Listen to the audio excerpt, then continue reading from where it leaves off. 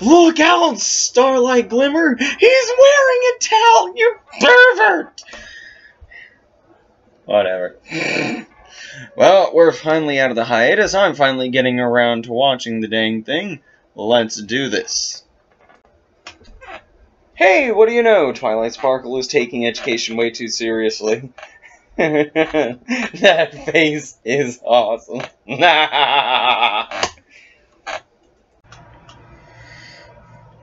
Well, we get some continuity. Spike, shove it. And we get more lore. And also, as much as I'd wanted to stay dead, we might be getting into Sombra here. Or some other threat, I don't know. I've been careful about trying to avoid spoilers. Oh, yeah. Okay, so it's obvious this is going to be a Spike can't do anything intelligent episode. Well, episodes. Excuse me. Classic. But, yeah, good job, Spike. Let's completely forget the reason she went to the dark side in the first place. Or actually more like the light side, you know, getting back to Wizards of the Coast's MTG, or Magic the Gathering. She was extremely white mana. After all, white mana may be about community, but it also can get to the point where you're a dang hive mind. And they were borderline that. So she was to the light side, but evil.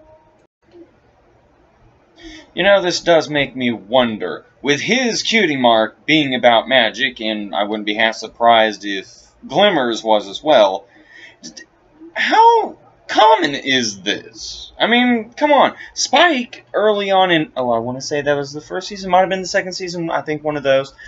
They remark on the fact that it's weird that Twilight's able to do all this different magic. So it would seem to me this would be something more rare.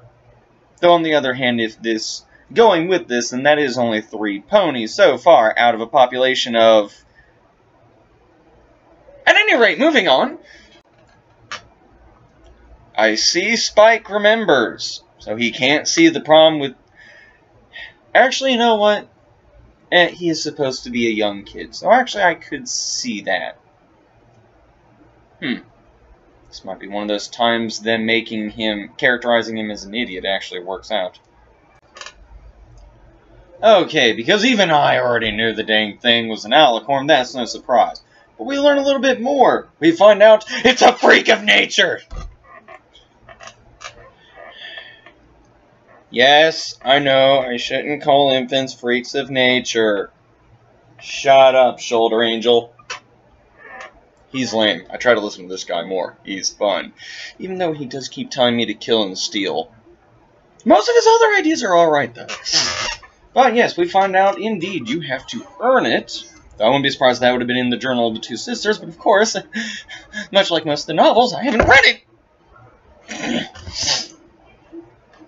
But it is interesting that, and also with it specifically being tied to an act, that means any pony can become an alicorn. So, more than 1,000 years of pony history, and for the longest time, only Luna and Celestia were alicorns. Is there just no opportunity for valiant heroism in Equestria? I mean...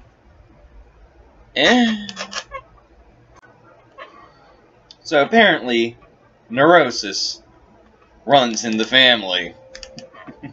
So not quite as monumental a freak out as Twilight, but still.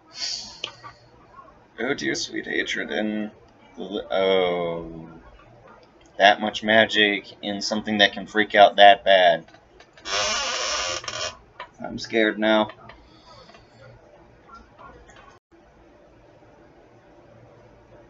Call that is a big problem. In all initial caps, it's shattered.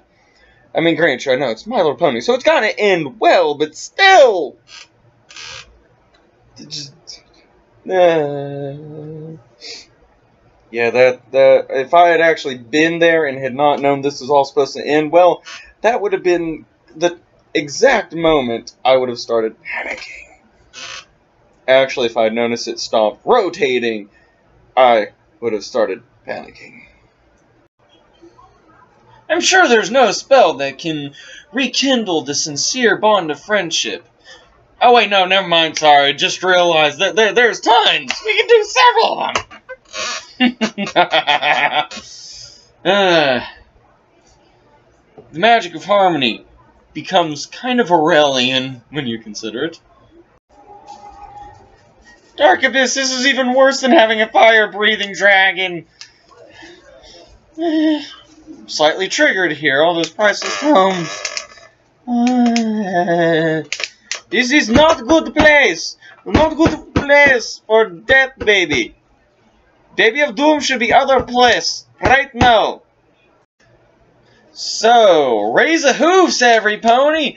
How many saw that coming, that the baby would destroy the book?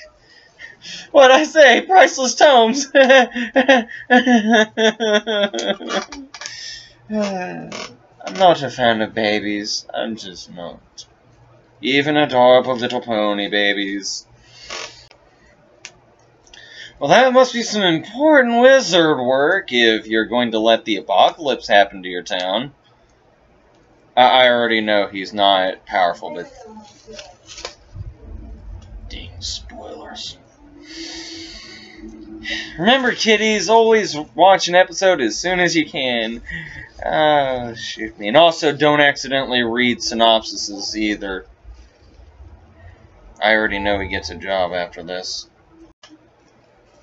Okay, grant you their mutual reveals were kind of rushed, but there were feels, man.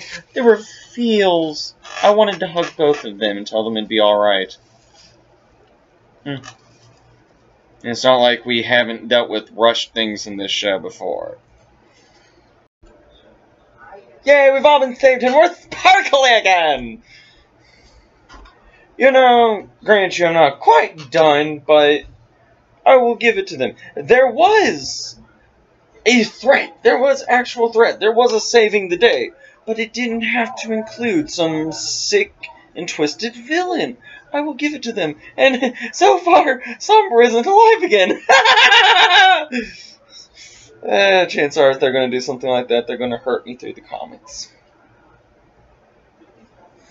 I really need to get caught up on all the comics. Well, I enjoyed it. I'm now scared to see reviews and find out that it was actually horrible, but whatever. It's not like I'm in love with the episodes. At any rate, the only thing I can think of is I wonder what a chrysaler actually is. I mean, I doubt he's going to be some jewelry store owner. So, I mean, you know, I figure it has to do with the magical nature of the Crystal Empire and, most importantly, the Crystal Heart. But, well, we aren't given any information. So, hopefully we'll get that in the future, but maybe, maybe not. So, I leave you with this, and a hello to Season 6.